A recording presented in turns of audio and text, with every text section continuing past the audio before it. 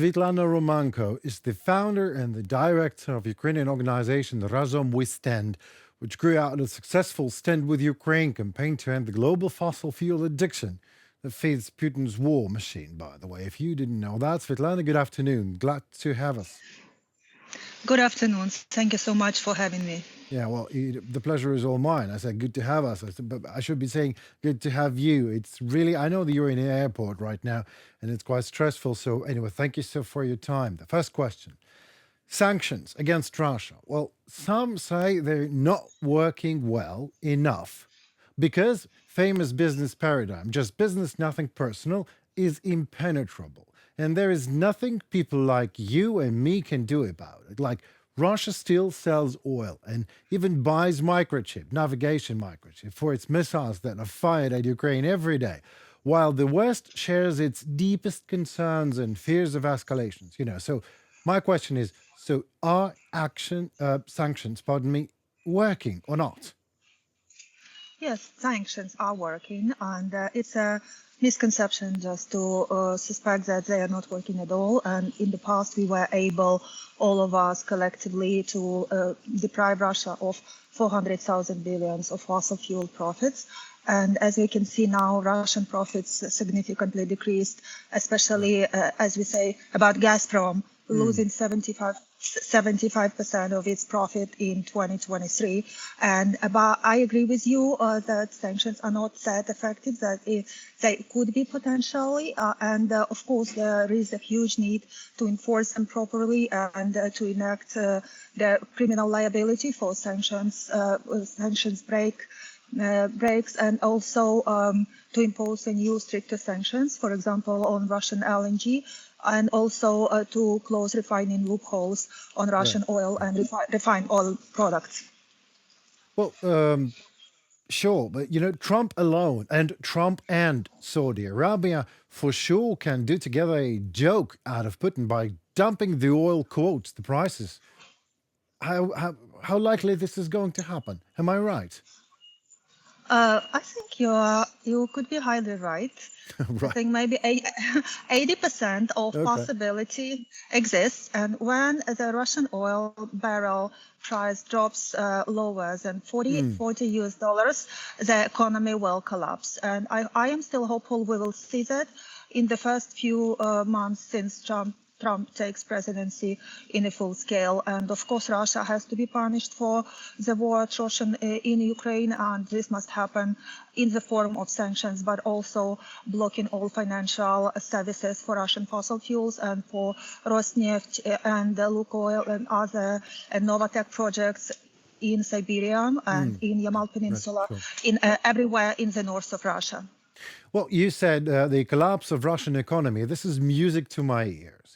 But Russian economy is doing all right, some say, and even is somewhat growing at times of war. Of course, it is at times of war. Is that true or false? Or this is, just for a little time it is growing, then it is going to collapse? Because I don't know. Educate me on that. No, the only those who are saying that Russian economy is growing and feels happy and exponentially decreases profits. These are the Russians themselves, because the data we have available, and just saying that inflation in Russia reached almost 11%, and ruble is declining, and all Western technology is being blocked.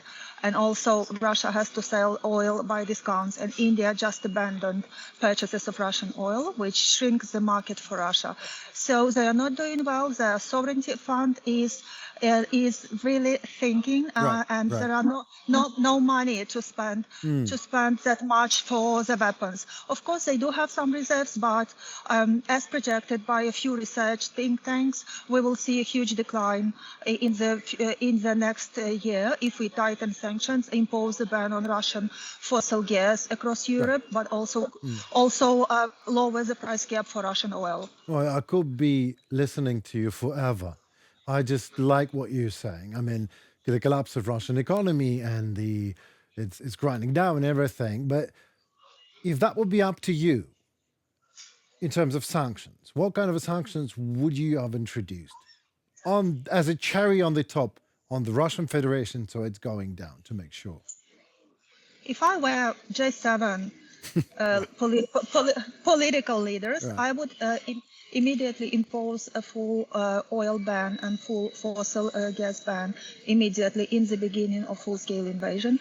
As we know, Germany has opposed this highly, but we now can see that Germany is now suffering just the same way if it been imposed the sanctions on Russian gas, and they also trying to stop it, but it really won't affect the economy that much back to then. So I would definitely do that. These half measures, this weakened political willpower that we observe not happening, and these sanctions are not actually being imposed for real. We need real sanctions. So Here we go.